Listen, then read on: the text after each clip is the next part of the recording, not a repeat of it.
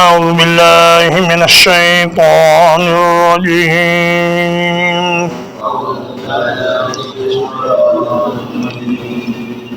وقال ربكم ادعوني أستجب لكم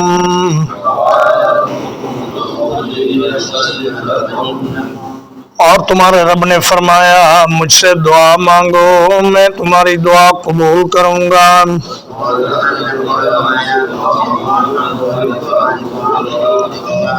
ان الذين يستكبرون عن عبادتي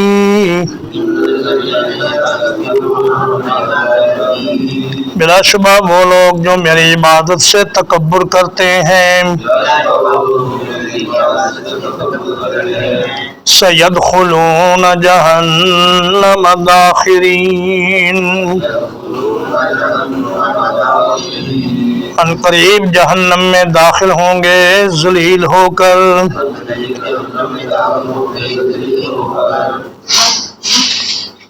فرمایا اللہ تبارک و تعالی نے کہ مجھ سے دعا مانگو میں تمہاری دعائیں قبول کروں گا۔ اس آیت کریمہ میں پہلے حصے میں جس چیز کو دعا فرمایا آخری حصے میں اسی کو عبادت فرمایا، تو معلوم ہوا کہ دعا ہی عبادت ہے۔ نبی کریم صلی اللہ علیہ وسلم فرماتے ہیں الدعاء هو العبادہ، کہ دعا ہی عبادت ہے۔ اور دعا جو مانگتا ہے وہ جس سے دعا مانگتا ہے اس کے بارے میں یہ عقیدہ رکھتا ہے کہ یہ شخصیت ما فوق الاسباب میری مدد کرنے پر قادر ہے، وہ ہر وقت مجھے دیکھ رہا ہے، ہر وقت میری بات سن رہا ہے، اور میں جہاں بھی ہوں بحر و بر میں یا فضاؤں میں یا پہاڑوں میں یا زیر زمین وہ ہر جگہ میری مدد کرنے کی قدرت اور طاقت رکھتا ہے۔ اور فرمایا کہ جو لوگ اللہ کے علاوہ دوسروں سے دعائیں مانگتے ہیں ان کی مثال اس طرح ہے کہ جیسے ایک آدمی کسی با اختیار حاکم کے پاس اپنی درخواست لے کر جائے اور وہاں جو لوگ اپنی اپنی درخواستیں لے کر بیٹھے ہوں انہی میں سے کسی ایک کے آگے اپنی درخواست رکھ دے اور کہے کہ حضور میرا مسئلہ آپ نے حل کرنا ہے۔ وہ کہے کہ بھائی میں تو خود سائل ہوں، مانگنے کے لیے آیا ہوں، درخواست اگر دینی ہے تو اس حاکم کو دو جس کے پاس اختیار ہے۔ وہ کہتا نہیں جی نہیں، میرا مسئلہ آپ ہی حل کریں گے، اور میں تو آپ کے سامنے ہی اپنی گزارش رکھوں گا، میری دستگیری بھی آپ کریں گے، میری حاجت روائی بھی آپ کریں گے، اور میرے مسائل بھی آپ حل کریں گے۔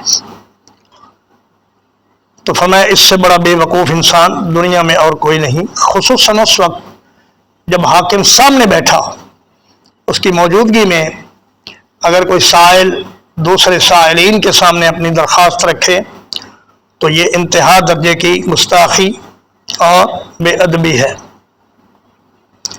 فرمایا استجب لکم، میں تمہاری دعائیں قبول کروں گا۔ نبی کریم صلی اللہ علیہ وسلم نے فرمایا دعا انسان کی ضائع نہیں جاتی، یا تو دعا من و عن قبول ہو جاتی ہے یا اللہ تعالیٰ اس دعا کو آخرت کے لیے ذخیرہ بنا لیتے ہیں، یا پھر اس دعا کے بدلے میں کوئی آنے والی مصیبت اللہ تعالیٰ ٹال دیتے ہیں۔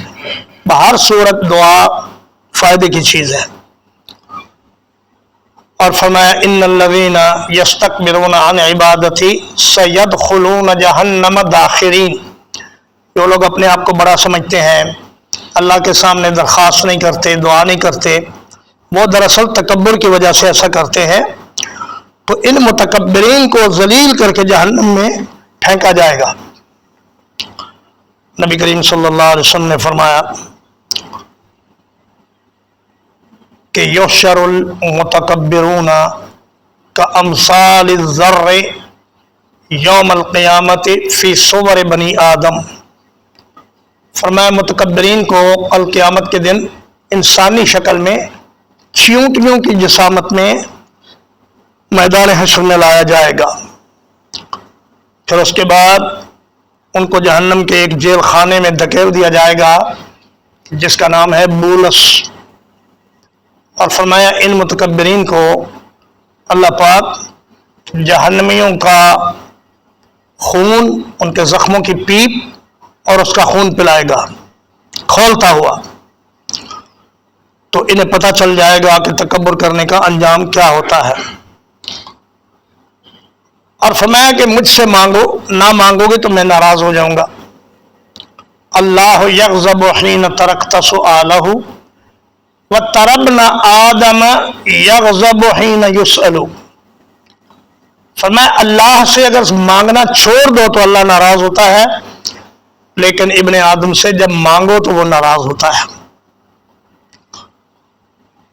اللہ الذی جعل لکم اللیل، اللہ وہ ہے جس نے تمہارے لیے رات کو بنایا، لتسکنوا فیہ، تاکہ تم اس میں آرام کرو، والنہار مبصرا، اور دن کو روشن بنایا، ان اللہ لذو فضل علی الناس، بلا شبہ یقیناً اللہ تعالی بہت بڑے فضل والا ہے لوگوں پر، ولکن اکثر الناس لا یشکرون، لیکن لوگوں کی اکثریت شکر نہیں کرتے۔ فرمایا اللہ کے انعامات میں سے ایک بہت بڑی نعمت یہ بھی ہے کہ اس نے تمہارے لیے رات بنائی تاکہ سارے لوگ اس میں آرام کریں، چونکہ انسانوں کی ضروریات ایک دوسرے سے باہم مربوط ہوتی ہیں، اس لیے فرمایا سب لوگ رات کو سو جاؤ اور دن کے وقت کام کرو۔ اگر کچھ لوگ سو رہے ہوتے اور کچھ جاگ رہے ہوتے تو جاگنے والوں کی ضروریات جو سونے والوں کے ذریعے پوری ہونی تھی وہ ادھوری رہ جاتی۔ تو فرمایا میں نے سب کے لیے ایک وقت بنا دیا ہے سونے کا، آرام کرنے کا، اور دن بنا دیا ہے کام کرنے کے لیے۔ اب جو آدمی اس کے خلاف کرتا ہے وہ دراصل فطرت کے مخالف چلتا ہے۔ آدمی کو یہ چاہیے کہ اگر اس کے اختیار میں ہو تو دن کو کام کرے اور رات کو آرام کرے۔ اس طرح دنیا کے پیچھے لگ جانا کہ نہ دن دیکھنا نہ رات، اور نہ اللہ کے فرائض کی ادائیگی کا ٹائم ملے اور نہ ہی انسانوں کے حقوق کی ادائیگی کا ٹائم ملے، تو یہ زندگی انسانی نہیں بلکہ حیوانی زندگی ہے۔ ذو فضل میں جو تنوین ہے یہ تعظیم کے لیے ہے، یعنی اللہ تعالیٰ بہت بڑے فضل کا مالک ہے، لیکن اکثر لوگ شکر نہیں کرتے۔ ذالکم اللہ ربکم، یہ ہے اللہ جو تمہارا رب ہے، خالق کل شیء، ہر ایک چیز کو پیدا کرنے والا ہے، لا الہ الا ہو، کوئی معبود برحق نہیں اس کے سوا، فَأَنَّىٰ تُؤْفَكُونَ، تو پھر تم کہاں بہکائے جاتے ہو، كَذَٰلِكَ يُؤْفَكُ الَّذِينَ، اسی طرح بہکائے جاتے تھے وہ لوگ، كَانُوا بِآيَاتِ اللَّهِ يَجْحَدُونَ، جو اللہ کی آیات کا جان بوجھ کر انکار کرتے تھے۔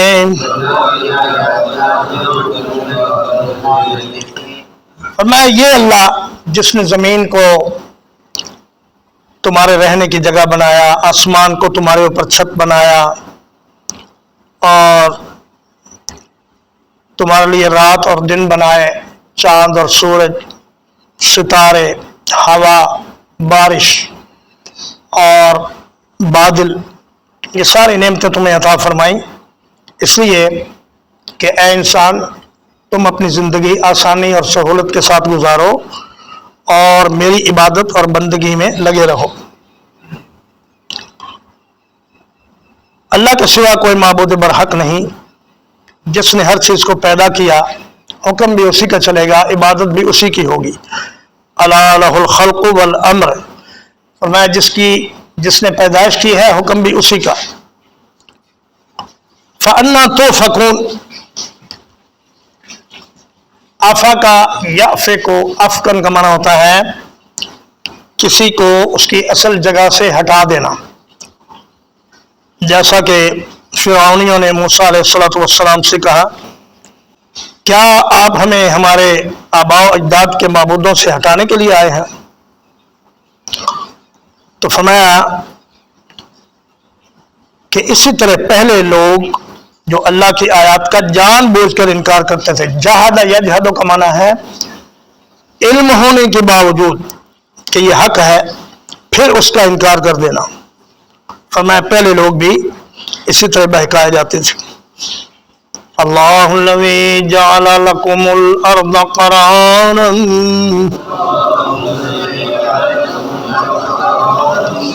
अल्लाह वो है जिसने तुम्हारे लिए जमीन को ठहरने की जगह बनाया।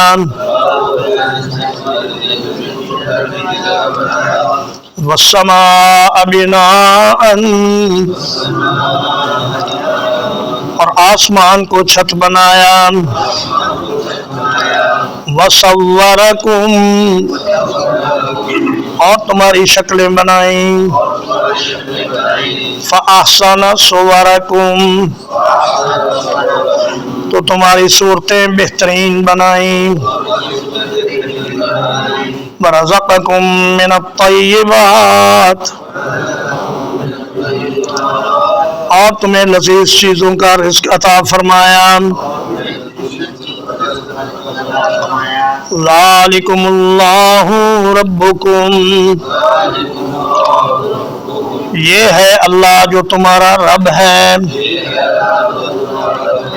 फ़तबारकल्लाहु रब्बुल आलमीन, तो बहुत बरकत वाला है अल्लाह जो सारे जहानों को पालने वाला है।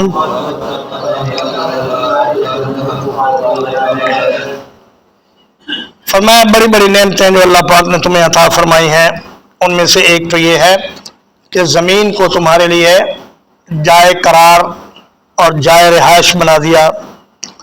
ज़मीन हिलती थी, अल्लाह ने इसमें पहाड़ गाड़ कर इसके ज़लज़ले को ख़त्म किया, क्योंकि अगर ये ज़मीन हिलती रहती तो यहाँ कोई भी जानदार जिंदा न रह सकता।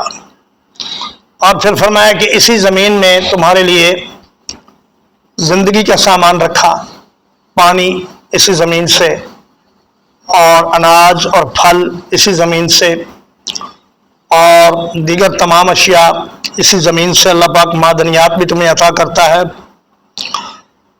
और फरमाया फिर जब तुम मर जाते हो तो यही ज़मीन तुम्हें समेट लेती है।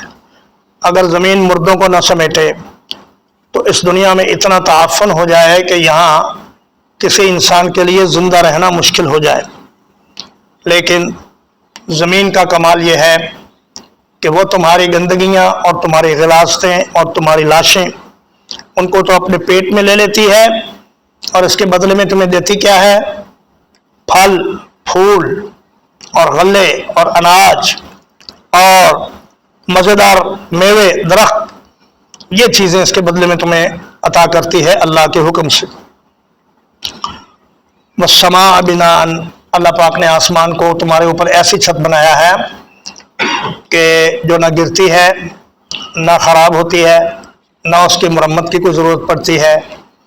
और जो उसमें अल्लाह पाक ने सितारे और सैयारे मुज़य्यन किए हैं, वो अपने अपने मदार में चल रहे हैं, कोई किसी दूसरे से टकराता नहीं।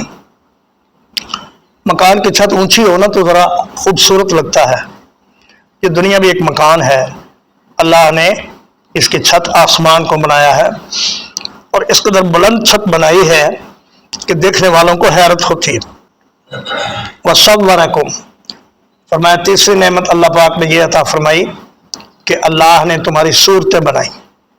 دیکھو جانور بیچارے چار پیروں پر چلتے ہیں اور جھک کر اپنے منہ کے ساتھ کھانا کھاتے ہیں، لیکن انسان سر اٹھا کر دو پیروں پہ چلتا ہے اور اپنے ہاتھوں سے اٹھا کر کھانا اپنے منہ تک لے جاتا ہے.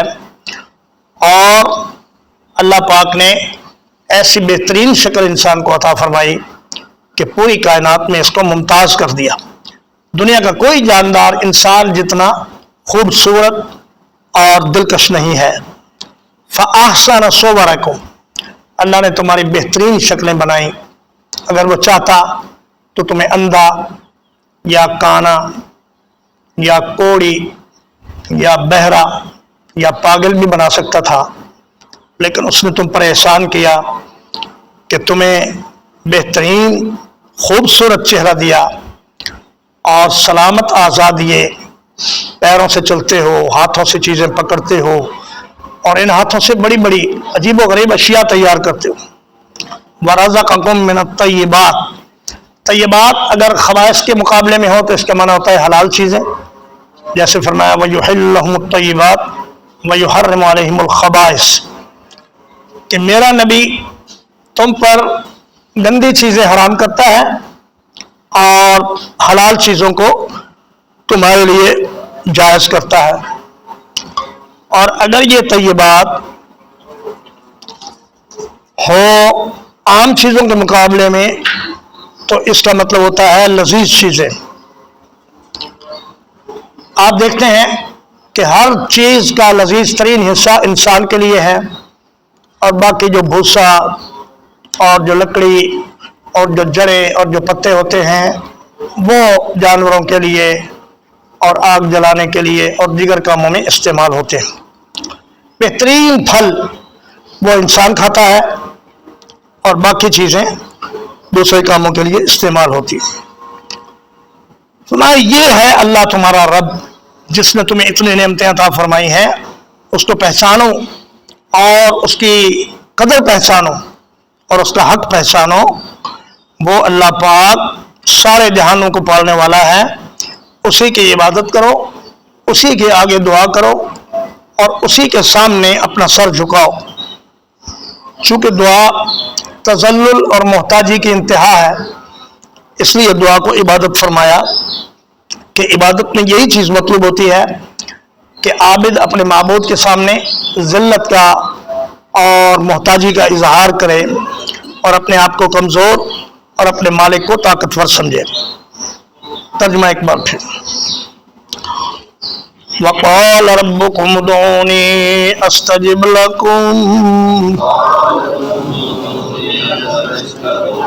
اور فرمایا تمہارے رب نے مجھ سے دعا مانگو میں تمہاری دعا قبول کروں گا.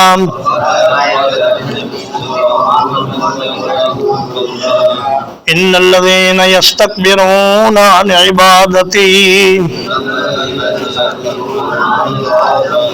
بلا شبہ وہ لوگ جو میری عبادت سے تکبر کرتے ہیں، سيدخلون جہنم داخرین، ان قریب وہ جہنم میں ذلیل ہو کر داخل ہوں گے. اللہ الذی جعل لکم اللیل،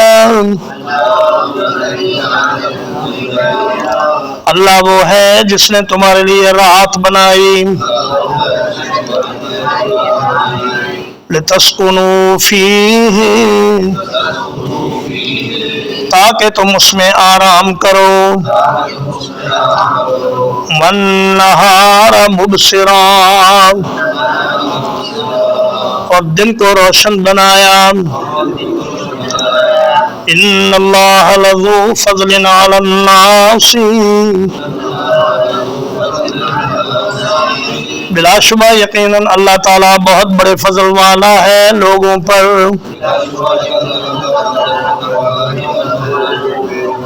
ولكن اکثر الناس لا يشکرون، اور لیکن لوگوں کی اکثریت شکر نہیں کرتے. ذالکم اللہ ربکم، یہ ہے اللہ جو تمہارا رب ہے، خالق کل شیء، ہر ایک چیز کو پیدا کرنے والا ہے. لا الہ الا ہو، کوئی معبود برحق نہیں اس کے سوا. فَأَنَّىٰ تُؤْفَكُونَ، پھر تم کہاں بہکائے جاتے ہو. كَذَلِكَ يُؤْفَكُ الَّذِينَ كَانُوا بِآيَاتِ اللَّهِ يَجْحَدُونَ،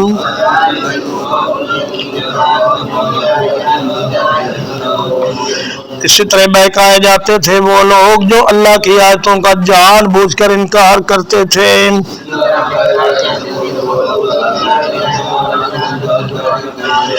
اللہ الذی جعل لکم الارض قرارا،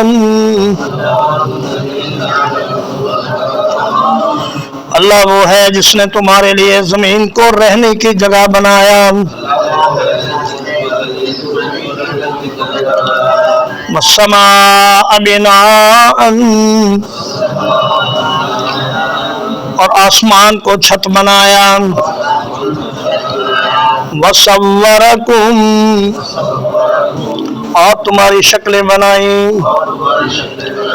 فاحسن صورکم، تو تمہاری شکلیں بہترین بنائیں. ورزقکم من الطیبات،